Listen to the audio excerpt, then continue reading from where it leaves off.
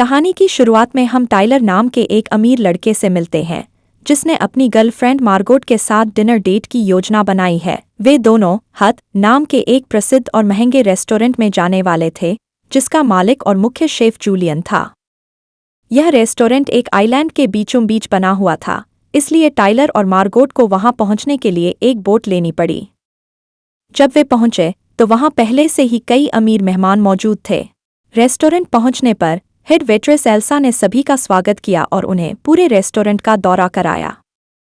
Elsa ने बताया कि यहाँ का स्टाफ एक परिवार की तरह काम करता है, सुबह 6 बजे से लेकर रात 2 बजे तक। इसके बाद सभी मेहमान अपनी अपनी सीटों पर बैठ गए, जहाँ से वे सीधे किचन में देख सकते थे, जहाँ कई शेफ बड़े ही निपुणता से उनके डिनर को तैयार कर रहे थे। एल्सा ने सभी को चेतावनी दी कि खाना उनके सामने ही तैयार होगा, लेकिन यहाँ फोटो खींचने की अनुमति नहीं है। जब मुख्य शेफ जूलियन वहां पहुंचे तो एल्सा ने उन्हें बताया कि टाइलर अपने साथ मार्गोट नाम की लड़की को लाया है जिसका नाम गेस्ट लिस्ट में नहीं है। तब यह पता चलता है कि टाइलर ने करीब 1 साल पहले इस रेस्टोरेंट में सीट बुक की थी, लेकिन उस समय वह किसी और के साथ आने वाला था। कहानी में टाइलर ने कुछ समय पहले हत रेस्टोरेंट में बुकिंग की थी, लेकिन तब उसकी गर्लफ्रेंड कोई और थी।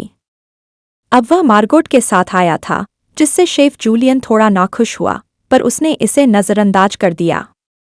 डिनर शुरू हुआ और पहली डिश सभी के सामने लाई गई। टाइलर ने छुपकर एक फ़ोटो ले ली, हालांकि मेहमानों को बताया गया था कि फ़ोटोग्राफी मना है। सभी मेहमान डिश की तारीफ कर रहे थे, पर मार्गोट को कुछ खास पसंद नहीं आया। इसके बाद दूसरी डिश लाई गई और शेफ जूलियन ने खुद आकर सभी का स्वागत किया। उसने कहा कि खाना सिर्फ स्वाद के लिए नहीं, बल्कि उसकी बारीकियों को ध्यान में रखते हुए खाने का मज़ा लेना चाहिए। उसने अपनी डिश और उसके पीछे की कहानी सुनाई, लेकिन मार्गोट को ये बातें कुछ खास नहीं लगीं। वहीं टाइलर इतना प्रभावित हुआ कि उसकी आंखें भर आईं। टाइलर ने फिर छुपकर एक और तस्वीर खींच ली और मार्गोट से कहा कि उसे यह जगह बहुत अच्छी लगी। मार्गोट ने जवाब दिया कि हाँ, ठीक है, लेकिन कुछ खास नहीं। शेफ ने अगली डिश पेश की, जिसमें 5 अलग अलग तरह की सॉसेज थीं, लेकिन साथ में ब्रेड नहीं था। शेफ का मानना था कि ब्रेड तो गरीब खाते हैं। यह सुनकर एक बिजनेसमैन ने एल्सा से ब्रेड लाने को कहा, लेकिन उसने मना कर दिया। बिजनेसमैन और उसके साथी नाराज हो गए और रेस्टोरेंट बंद कराने की धमकी देने लगे, लेकिन एल्सा ने फिर से मना करते हुए कहा कि उन्हें वही खाना खाना पड़ेगा जो परोसा जा रहा है। इस बार मार्गोट को खाना इतना वाहियात लगा कि उसने खाने से इनकार कर दिया। इसके बाद शेफ ने अगली डिश पेश की, जिसका नाम था मेमोरी, यादें। उसने उस घटना की कहानी सुनाई जब उसका पिता शराब पीकर घर आया और उसकी मां को पीटने लगा। शेफ ने बताया कि उसने अपनी मां को बचाने के लिए अपने पिता के पेट में कैंची घोंप दी और उसे मार डाला। यह सुनकर सभी मेहमान थोड़ा असहज हो गए, पर उन्होंने सोचा कि शायद शेफ अपनी डिश को खास बनाने के लिए यह कहानी सुना रहा है। फिर उन्हें टाकोज परोसे गए और हर टाको पर एक ऐसी तस्वीर थी जिसे देखकर मेहमानों को अपनी जिंदगी की कोई घटना याद आ जाती थी। फूड क्रिटिक के टाकोज में उन रेस्टोरेंट्स की तस्वीरें थीं जिनके रिव्यू उसने लिखे थे। वहीं एक्टर के टाको पर उसकी सबसे घटिया फिल्म की तस्वीर थी। 3 बिजनेसमैन के टाकोज पर उनके गैरकानूनी बैंक अकाउंट्स की जानकारी थी, जिसे देखकर वे चौंक गए। उन्होंने एल्सा से इस बारे में पूछा, पर उसने कोई जानकारी देने से इनकार कर दिया। एक अन्य गेस्ट के टाको पर रिचर्ड और एक युवा लड़की की तस्वीर थी। उसने रिचर्ड से इसके बारे में पूछा, लेकिन रिचर्ड ने कहा कि उसे इस बारे में कुछ नहीं पता। टाइलर के टाको पर उसकी तस्वीर थी, जिसमें वह चोरी छिपे रेस्टोरेंट के खाने की फोटो ले रहा था। यह देखकर टाइलर घबरा गया और सोचा कि उसे शेफ से माफी मांगनी चाहिए, लेकिन मार्गोट ने कहा कि वह कुछ ज्यादा ही सोच रहा है। फिर वह वॉशरूम चली गई। तभी शेफ जूलियन वॉशरूम में आ गया और उससे पूछा कि वह वास्तव में कौन है। मार्गोट ने अपना नाम बताया, लेकिन शेफ ने कहा कि उसे आज यहाँ नहीं आना चाहिए था। मार्गोट अपनी सीट पर वापस लौट चुकी थी और तभी शेफ ने अपने स्टूडेंट जेरेमी को सभी के सामने पेश किया। उसने बताया कि अगली डिश को जेरेमी ने तैयार किया है, लेकिन थोड़ी ही देर में शेफ ने उसकी बेइज्जती करनी शुरू कर दी। उसने सबके सामने कहा कि जेरेमी कभी भी एक बेहतरीन शेफ नहीं बन पाएगा। अचानक सभी के सामने जेरेमी को मार दिया गया। यह देखकर सभी लोग डर के मारे सहम गए, लेकिन जूलियन ने उन्हें यह कहकर शांत किया कि यह उसके शो का हिस्सा है। थोड़ी देर बाद सभी लोग अपनी सीटों पर वापस बैठ गए। तभी रिचर्ड ने उठकर बाहर जाने की इच्छा जताई, लेकिन एल्सा ने उसे कई बार वापस बैठने के लिए कहा। रिचर्ड ने उसकी बात मानने से इनकार कर दिया। तभी रेस्टोरेंट के स्टाफ ने उसे पकड़ा और उसकी एक उंगली काट दी। यह देखकर सभी लोग दंग रह गए। इसके बाद सबको चेतावनी दी गई कि अगर उन्होंने भागने या शेफ के खाने को खराब करने की कोशिश की तो उन्हें इससे भी बुरी सजा मिलेगी। यह सुनकर बाकी सब लोग और भी ज्यादा डर गए, लेकिन टाइलर चुपचाप बैठकर अपना खाना खाता रहा। कुछ देर बाद जूलियन ने मार्गोट को किचन में बुलाया और उससे उसकी सच्चाई जानने की कोशिश की।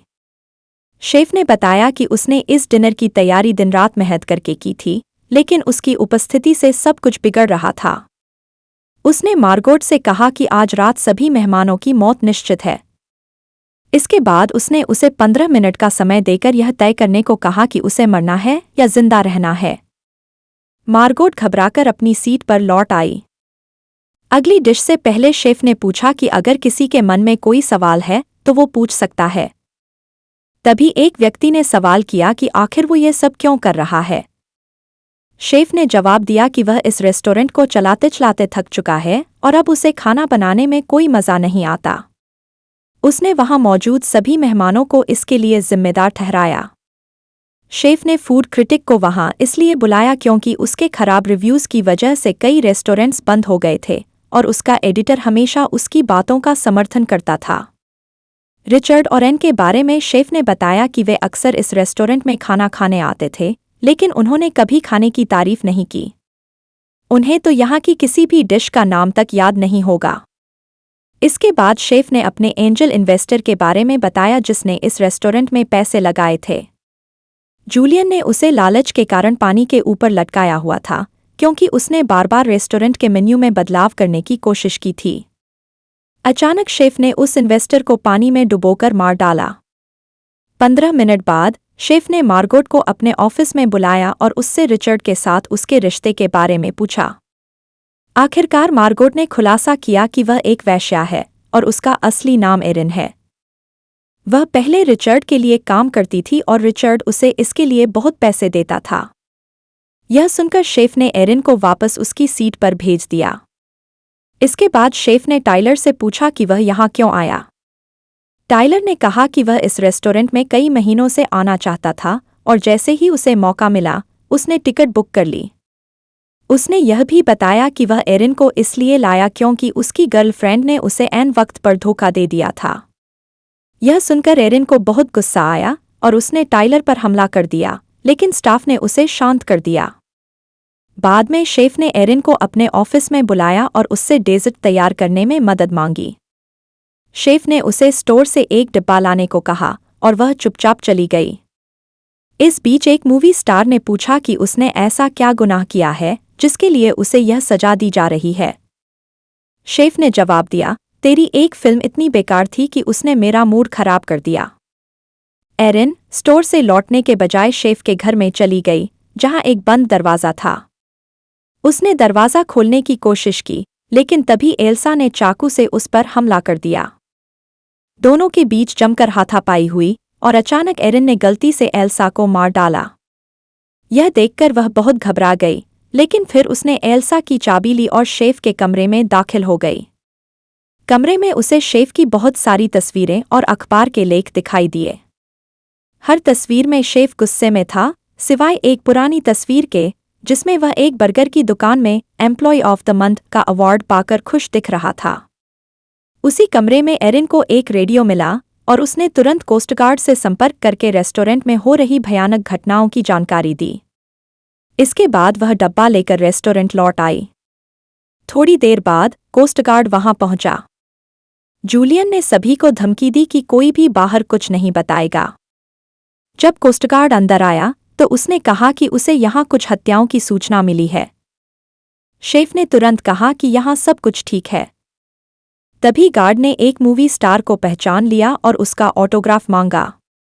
मूवी स्टार ने ऑटोग्राफ के साथ चुपके से लिखा, हमारी मदद करो, यह देखकर गार्ड ने अपनी बंदूक शेफ की ओर तान दी और सबने राहत की सांस ली।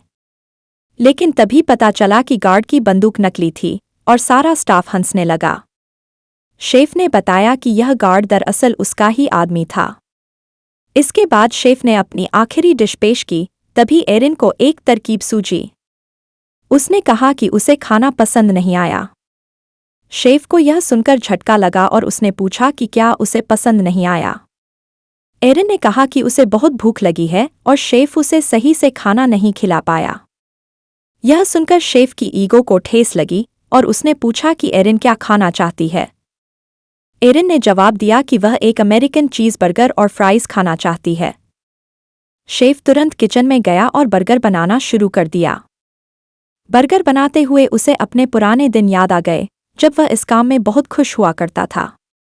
आखिरकार उसने एरिन को बर्गर परोसा और एरिन ने उसे खाकर तारीफ की। शेफ यह सुनकर बेहद खुश हो गया। एरिन ने फिर कहा कि वह बाकी का बर्गर पैक करवा कर ले जाना चाहती है। शेफ ने थोड़ी देर सोचने के बाद बर्गर पैक कर दिया। एरिन ने उसे पैसे दिए और वहां से जाने लगी। दरवाजे पर रुककर उसने सोचा कि क्या वह बाकी लोगों को मरने के लिए छोड़ दे। तभी एन ने उसे इशारे से समझाया कि वह अपनी जान बचाकर बाहर निकल जाए। एरिन बाहर निकल गई। उसके जाने के बाद शेफ ने सबका शुक्रिया अदा किया और कहा कि वे उसकी अंतिम डिश का हिस्सा बनने जा रहे हैं। एरिन के रेस्टोरेंट से बाहर निकलने के बाद भीतर शेफ ने अपनी आखिरी डिश की तैयारी शुरू कर दी। सभी मेहमानों को महसूस हो चुका था कि उनके पास बचने का कोई रास्ता नहीं है। शेफ ने उन्हें एक बार फिर से संबोधित किया और कहा कि इस डिनर का उद्देश्य न केवल खाना था, बल्कि उनकी जिंदगी और उनके द्वारा किए गए गलतियों की कीमत चुकाना भी था। शेफ ने स्टाफ को इशारा किया और सभी ने मिलकर डिनर की अंतिम डिश पेश की, जिसे स्मोर्स कहा गया। यह डिश पारंपरिक रूप से एक मीठे मार्शमैलो, चॉकलेट और क्रैकर की होती है, लेकिन इस बार शेफ ने इसे घातक रूप दिया। टेबल के चारों ओर विभिन्न जगहों पर ज्वलनशील सामग्री बिछा दी गई और मेहमानों ने अपनी अंतिम घड़ी का इंतजार करना शुरू कर दिया। जूलियन, शांत और गंभीर, सभी को एक अंतिम बार धन्यवाद देते हुए बोला, आप सभी ने इस सफर में हिस्सा लिया। आप सभी इसके अंत तक पहुंचे और यह हमारी यात्रा का आखिरी पड़ाव है। जैसे ही उसने अपनी बात खत्म की, शेफ ने मोमबत्ती से आग जलाई और पूरे डाइनिंग एरिया में फैल गई। ज्वाला ने तेजी से सब कुछ अपनी चपेट में ले लिया और सभी मेहमान उसकी आखिरी कृति का हिस्सा बन गए। दूसरी ओर एरिन रेस्टोरेंट से काफी दूर अपनी जान बचाकर एक नाव पर बैठी थी। वह जलते हुए रेस्टोरेंट को दूर से देख रही थी, जहां अंदर सभी मेहमान और स्टाफ आग की लपटों में घिर चुके थे। नाव धीरे धीरे समुद्र में आगे बढ़ रही थी और एरिन ने राहत की सांस ली, लेकिन उसकी आंखों में अभी भी उस भयानक अनुभव की छाया तैर रही थी। एरिन ने अपनी आज़ादी हासिल की, लेकिन बाकी सब वहीं खत्म हो गए। यह कहानी कला, जीवन और मानव स्वभाव के जटिल पहलुओं को सामने लाती है। शेफ की महत्वाकांक्षाएं, उसका जुनून और अंत में उसकी बर्बादी, यह सब दिखाता है कि कैसे कभी-कभी हम अपनी सफलता या कला के पीछे इतने खो जाते हैं कि खुद को ही नष्ट कर देते हैं। यह शेफ का आखिरी डिनर केवल एक खाना नहीं था, बल्कि एक प्रतीक था उसके अंदर छिपे आक्रोश और निराशा का। एरिन, जो इस पूरी भयानक कहानी में एकमात्र बचने वाली शख्सियत है, दर्शाती है कि कभी-कभी सही वक्त पर सही फैसला लेना जीवन और मृत्यु का फर्क पैदा कर सकता है। शेफ और उसके मेहमान, जो एक समय खुद को ऊंचे दर्जे के समझते थे, अंत में सभी एक ही अंजाम को प्राप्त हुए, अग्नि में जलकर। यह उस मानसिकता का भी प्रतीक है कि हम जितनी ऊंची उम्मीदें अपने जीवन से लगाते हैं, उतना ही बड़ा पतन हो सकता है, यदि हमारे भीतर संतुलन और समझ की कमी हो। कहानी का अंत, जहां एरिन दूर से जलते रेस्टोरेंट को देख रही है, जीवन में कुछ असहनीय और अनचाहे अनुभवों से बाहर निकलने की प्रतीकात्मकता है। यह याद दिलाता है कि अंततः वही जीतता है जो हर स्थिति में खुद को बचा लेता है। अब थोड़ी बहुत पढ़ाई करने का समय है, ताकि हम जीवन की इन गहरी परतों को और अच्छे से समझ सकें।